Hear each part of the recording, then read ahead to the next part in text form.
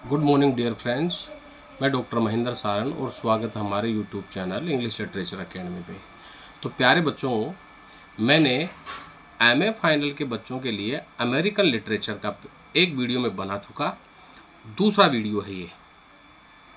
राजस्थान विश्वविद्यालय के बच्चे जो एमए फाइनल का एग्ज़ाम दे रहे हैं, उनका जो 5th पेपर है वो है अमेरिकन लिटरेचर। किसी के वुमन राइटिंग है, किसी के लिंग्विस्टिक है। अपन तीनों पे वीडियो बनाएंगे।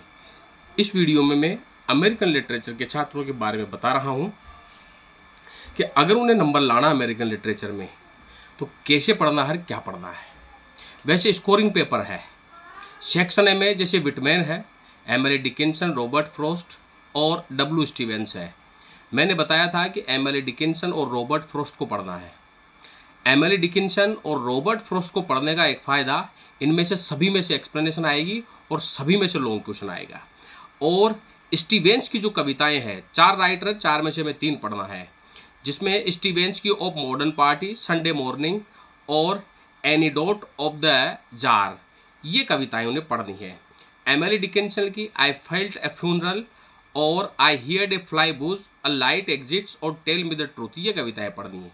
जैसा कि मैंने आपको बताया, एमिली डिकिंसन की कविताओं में दुख व पीड़ा झलकती है, क्योंकि एमिली डिकिंसन ने सारी कविताओं में अपने जीवन को दर्शाने की कोशिश करी, अपने जीवन के उन छुपे हुए दुखों को बताने की कोशिश करी है।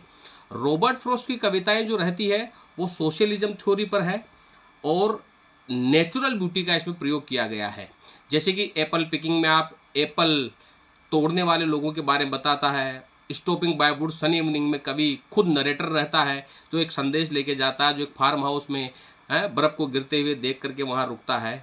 तो इनमें से या तो किसी एक का क्रिटिकल एप्रिसिएशन पूछेगा या इनकी थ्योरी को लेकर प्रश्न पूछेगा। मैं चाहता हूं कि आप सभी बच्चे सारी की सारी पोएम, छोटी छोटी पोएम्स हैं, ऑनलाइन इन पोएमों को गूगल पे जाके सर्च करके इन्हें निकाले और लाइन टू लाइन पढ़े। लंबी पोएम्स नहीं है, लाइन टू लाइन पढ़ने का फ़ायदा एक्सप्लेनेशन में और लॉन्ग क्वेश्चन में। अब आ जाओ सेक्शन बी। सेक्शन बी में डेथ ऑफ सेल्समैन भी है, एम्परर जोन्स भी है। दोनों में से क्वेश्चन आएगा, 201% आएगा, घबराने की जरूरत नहीं है। लेकिन एम्परर जोन्स टफ पड़ जाएगा, डेथ ऑफ सेल्समैन बहुत ईजी है। डेथ ऑफ सेल्समैन का प्रश्न आ सकता है कि एक फादर के स्ट्रगल को बताइए और एक फेमिलिज्म क्या बताया गया है इसमें, और एक पेरेंट्स की क्या वरीडनेस रहती है अपने बच्चों को लेकर के। क्यों? क्योंकि कहानी कुछ इसी तरह से है।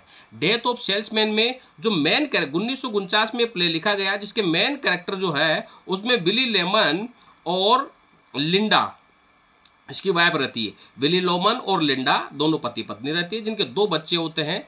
ब्लिफ, एक तो बीप रहता है और एक हैप्पी रहता है। विली जो है वो अपने दोनों बच्चों को लेकर बहुत वरीड रहता है। कारण, क्योंकि 35 साल का बीप होने के बावजूद भी वो जॉब नहीं कर पाता है। और विली ये चाहता है कि उसका जो जो ट्रांसफ़र है, उसका जो बॉस, उसका ट्रांसफ़र बोस्टन में कर दे, ताकि वो अपने बच्चों के साथ साथ उन्हें उन्हें काम के अनुसार सेटल कर सके। लेकिन यहाँ पर एक विली एक ऐसे पिता का रोल निभाता है जो अपने बच्चों के फ्यूचर को लेकर के वरीड है, जो खुद चाहता है कि उसके बच्चे एक समय रहते हुए सेटल हो जाए। लेकिन बीप और हैप्पी 2 ऐसे कैरेक्टर हैं जो मॉडर्न बच्चों का किरदार निभा रहे हैं। जैसे कि आज के बच्चे भटके हुए रहते हैं, अपने माँ बाप के नहीं सुनते हैं, वैसे ही बीप और हैप्पी है जो अपने पिता की फीलिंग्स की कोई केयर नहीं करते। उन्हें यह तक पता नहीं है कि मेरा पिता किन द्वंद्व से होकर गुजर रहा है। यहाँ पे विली जो है वो अपने बचपन के एक दोस्त से मिलता है, चार्ल्स से, जो उसका पड़ोसी रहता है। चार्ल्स का एक बेटा है इसमें, बर्नार्ड, जो कि एक लॉयर बन जाता है। चार्ल्स एक बिजनेस चलाता है और वो उस बिजनेस में उसका बेटा बर्नार्ड भी उसका साथ देता है।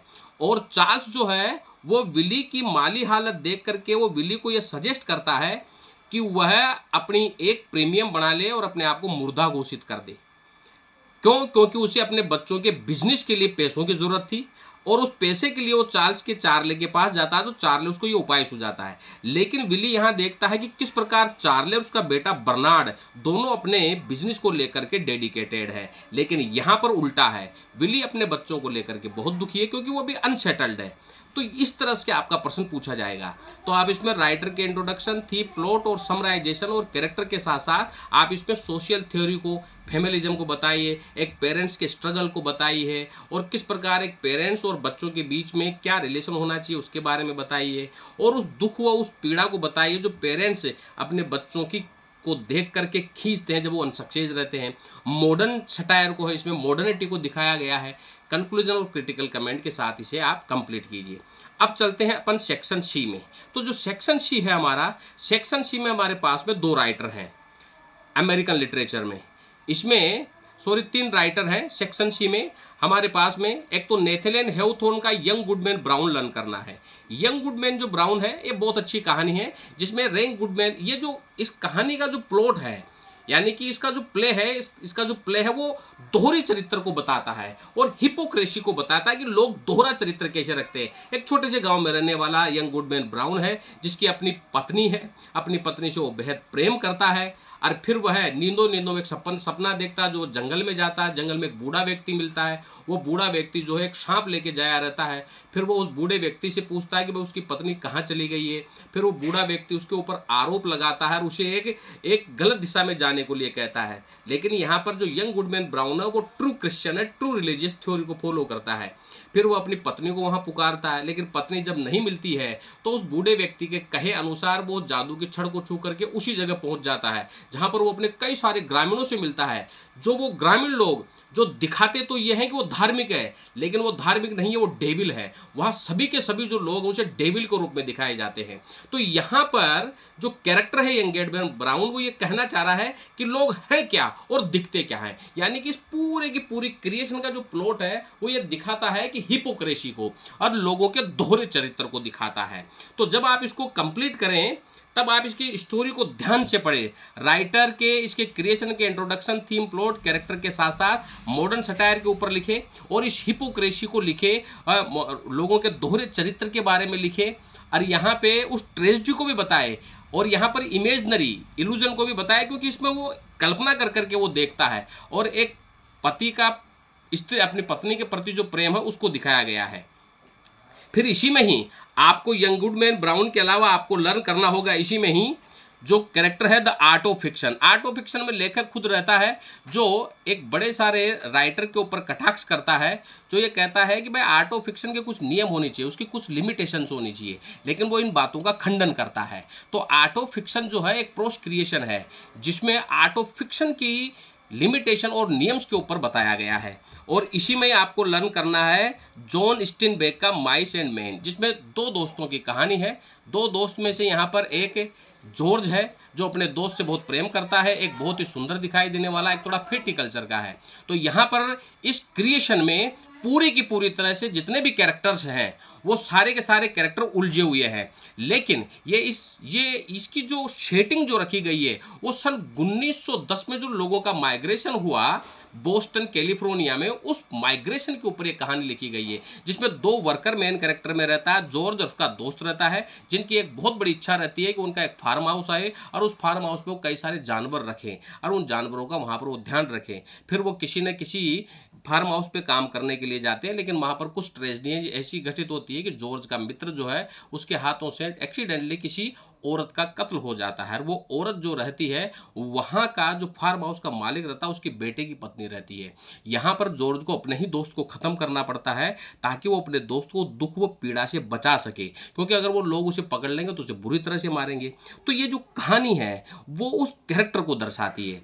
तो आप लोग जो अमेरिकन लिटरेचर की तैयारी कर रहे हैं जो एमए फाइनल से राजस्थान विश्वविद्यालय से, मैं चाहूँगा कि वो बच्चे सेक्शन ए में रॉबर्ट फ्रॉस्ट, एमिली डिकिंसन और स्टीवेंस को पढ़े और सेक्शन बी में Death of Salesman, section C में यंग गुडमैन ब्राउन की बहुत अच्छी कहानी है, सेक्शन सी में ही द आर्ट ऑफ फिक्शन पढ़े और माइस एंड मैन पढ़े।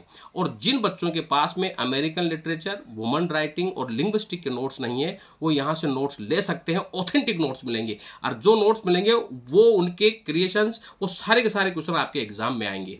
तो जिनको भी नोट्स की ज़रूरत है ज़रूर ले यहाँ से। मेरे फ़ोन नंबर है 9928669902 8963043837। Thank you.